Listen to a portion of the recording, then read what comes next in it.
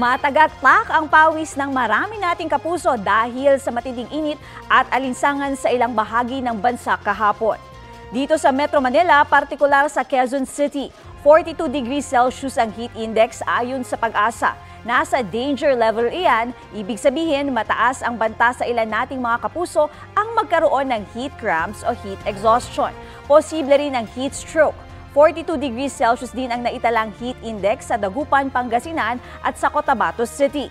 Pinakamataas naman na heat index kahapon ang 43 degrees Celsius na record sa Zamboanga at Davao City. Ngayong Martes Santo, posibleng umabot sa 42 degrees Celsius ang heat index sa Dagupan, Zamboanga at Davao. 41 degrees Celsius naman sa Cotabato, habang 40 degrees Celsius ang posibleng heat index dito sa Quezon City, Puerto Princesa at Aborlan sa Palawan at maging sa General Santos City ayon yan sa Pag-asa. Mga kapuso, ingat po tayo at maging handa sa matinding init ng panahon.